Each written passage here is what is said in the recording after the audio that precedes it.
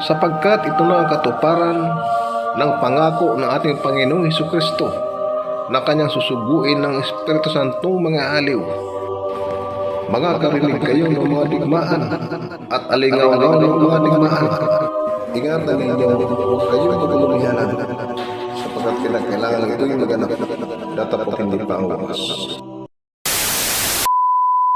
Ang naging buhay ng dakilang Kristo sa kanyang kapanahunan ay hindi basta-basta. Ang totoo niyan, naging yung, di ba, dumanas siya ng pahirap mula sa kamay ng mga tao. Hinagupit ng latigo. Ipinangako sa krus. Lahat ng pahirap. Nilagyan pa siya ng kurunang tinik sa kanyang ulo. Tapos yung cross na napakalaki pinabuhat sa kanya habang lalakad.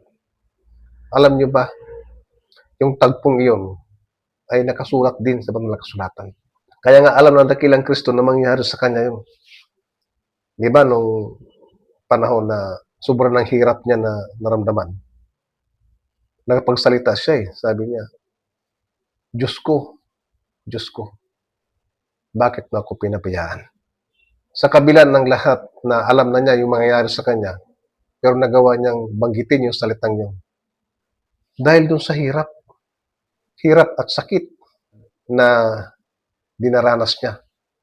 Yung tagpong yun. Kaya ang hirap, mga kababayan. Ang katotohanan niyan, nung mangaral sa sibabaw ng lupa, sandali lang yung pangaral niya na kasama niya mga alagad. Maraming mga nananampalataya sa kanya.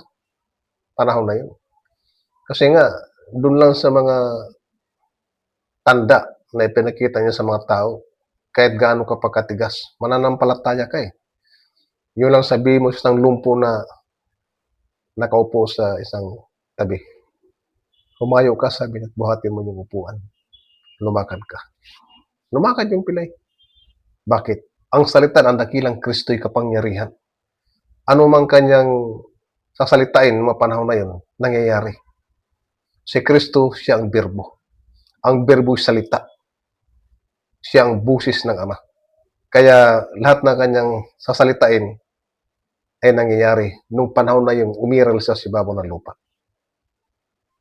Kaya pinatay siya dahil ang dami mga Hudyo ang mga nainggit sa kanya Nung malapit na siyang umahon, siya naman ngayon ang humula o nangako na magsusugo siya ng Espiritu Santong mga aliw. Sabi niya, na siyang sumainyo magpakailanman. Siya'y aking susuguin sa inyo, sabi niya. At siya pagparito niya, ay kanyang susumbatan ang sanlibutan tungkol sa kasalanan, sa katwiran, at sa paghatol. Yan ang salita ng dakilang Kristo. Kaya, darating ang Espiritu Santo Yung mga aliw na tinatawag sa English, comforter. May naghintay ba? May naghanap ba? Kung nasaan na ang mga aliw na pinangako ng dakilang Kristo? Wala, mga kabayan Nanonood ako ng mga video sa YouTube na mga nagkahayag ng mga salita ng Diyos. Wala akong nakitang Kasi karamihan sa panahon ito, mga kababayan, mga relihiyon, ay puro pira lang ang kanilang inaasahan. Marami silang mga hindi naunawaan sa banal na kasulatan. Yun lang mga pangalan na ipinagkaloob ng Diyos, mga pangalang pangkalangitan. Hindi alam ng tao Nung malapit na siyang umahon, ang dakilang Kristo, mga kababayan, ay pinulong niya yung kanya mga alagad. Saan? Sa bundok ng mga olibo. Doon niya hinabilin lahat na dapat niyang sabihin. Ang mga alagad man ay binigyan niya ng kapamahalaan. Kapamahalaan, di ba't nanggamutin sila? Nung wala ng Kristo, nanggamutin sila. Kaya yung mga tao nung araw, na nung wala ng Kristo, na ang 12 alagad ay humayo rin, nangaral, at pagkatapos ng pangaral ay nanggagamot sila, gumagaling din ang mga tao. Kaya, pati ang mga tao nung araw, pag nakita ang mga alagad, halos lumuhod sa kanila dahil may taglay silang kapangyarihan, yung salita. Kasi ibinasbas yun ng dakilang Kristo doon sa mga alagad. May isang tagpo na banal na kasulatan nung nangaral sila Pablo sa isang bayan, halos ipaghain sila sa mga lansangan ng mga tao nandun dahil sa kakaiba nilang kapangyarihan. Anong ginawa ng mga alagad? Tumakbo sila doon sa kalagitnaan ng mga tao at pinaghahapak nila yung kanilang mga damit, pinagpupunit nila. At nagsalita si Pablo na sabi niya, Mga Ginoo, bakit ginagawa ninyo ang mga bagay na ito? Kami mga tao rin na may mga karamdaman gaya ninyo at nangagdadala ng mabuting balita sa inyo upang mula sa mga bagay na ito na walang kabuluhan ay magbalik kayo sa Diyos na buhay na gumawa ng langit at ng lupa at ng dagat at ng lahat ng nasa mga yaon. huwag ninyong gawin yan, sabi ni Pablo, sapagkat kami man ay mga tao rin katulad ninyo na may mga karamdaman. Kami na parito sa inyo upang dalhan kayo ng mabuting balita, upang sa gayon ay magsialis kayo sa mga bagay na walang kabuluhan. Yung pagsamba sa Diyos-Diyosan. Yun ang salita ng Apostol Pablo. Hindi na masarong nagtagal kasi nagkalat-kalat na yung mga apostolong araw, pinagpapatay na rin sila. Sinalita ito ng dakilang Kristo bago siya umahon sa bundok ng Olibo na kasama niya yung 12 alagad at marami pa. Sabi niya, datapat tanggapin ninyo ang kapangyarihan ng Espiritu Santo at kayo'y magiging mga saksi ko sa Jerusalem hanggang sa huliang hangganan ng lupa. At pagkasabi niya ng mga bagay na ito, sabi, nang siya'y tinitingnan nila, sabi, at dinala siya sa itaas at siya'y tinanggap ng isang alapaap at ikinubli sa kanilang mga paningin. Nandun din si Maria na ina niya nung time na yun, nung umahon siya. Kasama ni Maria yung mga ibang kababaihan pa ng mananampalataya. Kaya nga, nung umahon si Kristo, si Maria na kanyang ina ay buhay pa. Nakalagay sa banal na kasulatan Saan natin. Ang lahat ng mga ito ay nagsipanatiling matibay na nangagkakaisa sa panalangin na kasama ang mga babae at si Maria na ina ni Jesus. Kasama ni Maria yung ibang mga kababaihan, mga mananampalataya din. Kaya buhay pa si Maria nung si Kristo ay umahon. Sila yung mga nakasaksi yung pag-akyat ni Kristo sa itaas.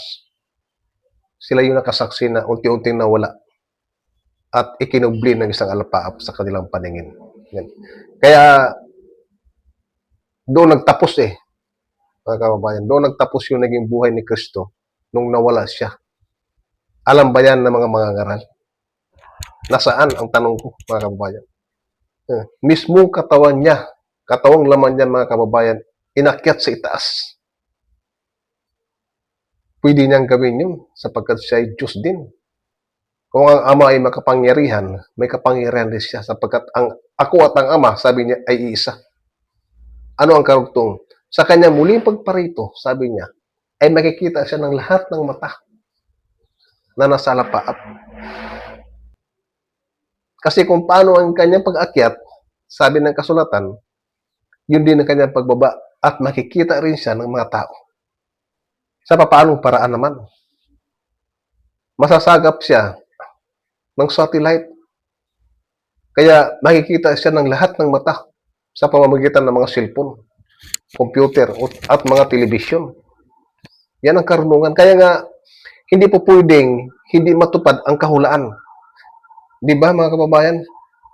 Sa pagdating ng mga panahon na yun, na pagbaba ng dakilang Kristo, maunlad na po ang karunungan ng ating daigdig. Kung sa panahong ito maunlad, marunong ng tao, higit pa maunlad ang karunungan ng ating daigdig sa panahon na yun ng pagbaba ng dakilang Kristo.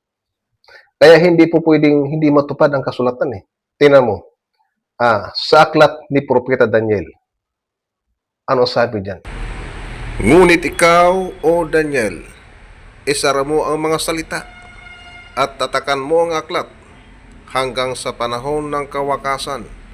Marami ang tatakbo ng paruot parito at ang kaalaman ay lalago. Ibig sabihin ng paglago, yung pag-unlad ng karunungan ng daigdig. Ganyan lang po mga kababayan. Kaya huwag natin ipagtaka. Sasabihin natin, paano mangyari yun? Mangyayari. Kasi lahat na nangyayari sa panahon ito at maging sa panahon darating, lahat yan ay nakahula na. Naghihintay na lang ng kaganapan. Yan. Ganyan po mga kababayan. Itong mga salitang ito ay bahagi lamang ng ating pag-aaral. Wala akong intensyon na makipag-debate sa inyo, kundi ito yung paraan na sa pamamagitan ng mga bidyong ito. So hanggang dito lamang po. Maraming salamat po at abangan natin ang mga susunod na video sa mga susunod na mga oras. Magandang gabi po sa ating lahat.